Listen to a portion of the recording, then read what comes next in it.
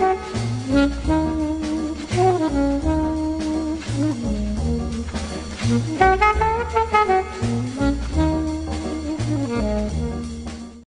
fans, at this point, we've gotten through our first week of the fall season here on the St. Joseph's campus. Fall is officially here, and we thought at this point we would bring in a man of all seasons for this week's Take 5 guest, and that is St. Joseph's head cross-country and both indoor and outdoor track coach Kevin Quinn.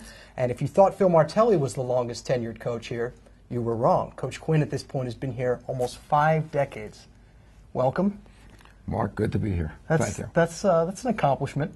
Almost 5 decades. You said at one time you were the youngest coach in NCAA track?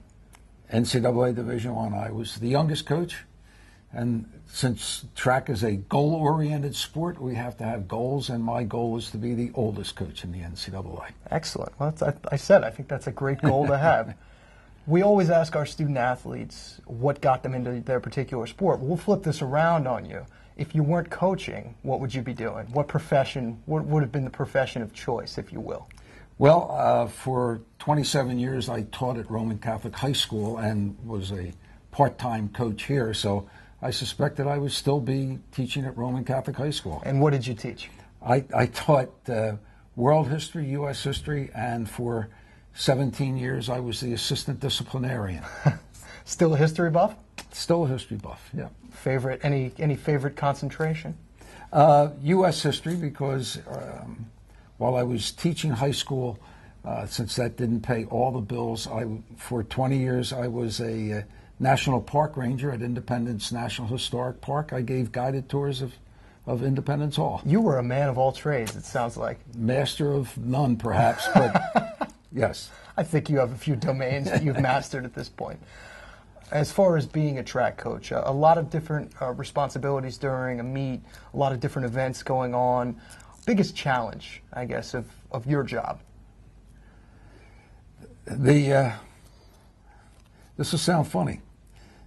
The biggest challenge is to get everybody to the meet on time, because if we've done things the way they're supposed to be done, the kids can pretty much take care of themselves once we get them there.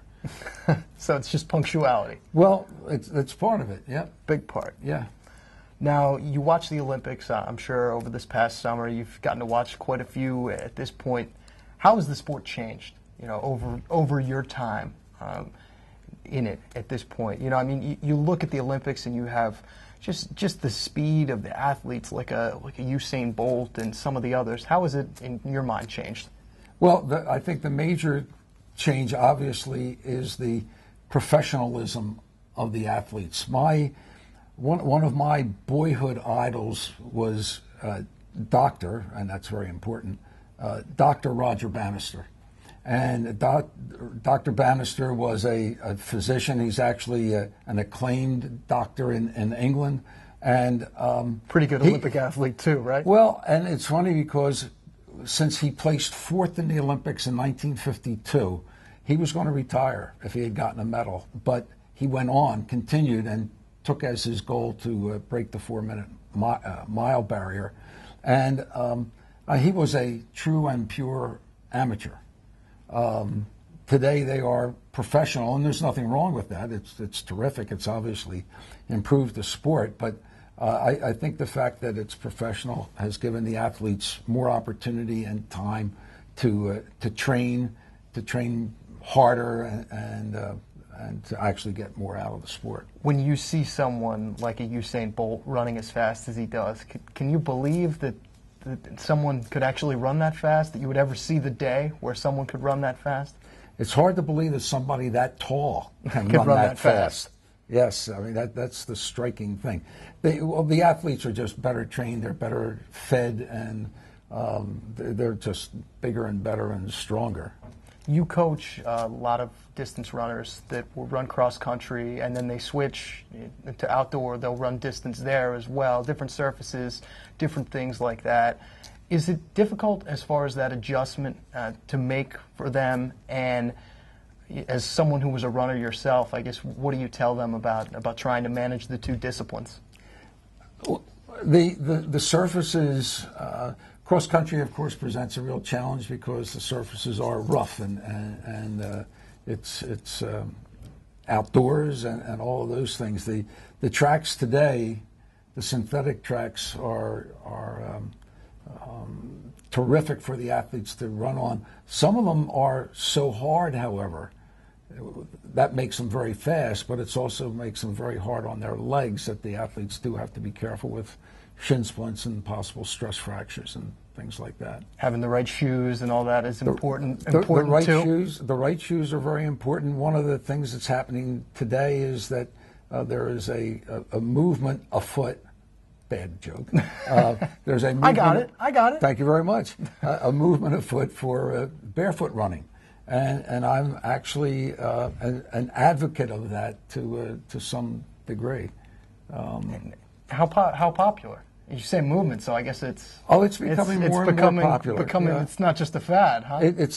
I have a couple of kids on my team, on the women's team, who have these Viband or whatever they're called, and in effect they are barefoot shoes, and they train in them all the time. What was your first reaction when you saw them running like that? I think it's great because I'm old enough. I remember Abebe Bikila in 1960 winning the Olympic marathon, running the streets of Rome in his bare feet. Now, wow. we don't have any Ethiopians running for us, but it's a shame that you don't. It is a shame that we don't. But the barefoot, I think it's more than a fad. And I have our kids, they warm up in their bare feet and they cool down in their bare feet. And some of the kids actually do their training in their bare feet. Well, we're happy that you walked over here for this interview in your sandals at least. It's making my ankles and feet much stronger, yes. Final question. This is our wild card. St. Joseph's Track Hall of Fame induction coming up. One of your former runners, Andrea Smythe, going in, holds the school record in the 100 meters. Suppose you were to run against her in a race. How much of a head start would you need? About a week and a half. Well, we appreciate the time. Mark, thanks. Thanks very much. Always good to have you. That is Kevin Quinn, a longtime St. Joseph's cross-country and track coach at this point, 47 years, almost 5 decades, multiple presidential administrations on the St. Joseph campus, and never at a loss for words, that's for sure. For Kevin Quinn, I'm Matt Martucci. We will see you next week, Hawk fans. Another edition of Take 5 coming your way.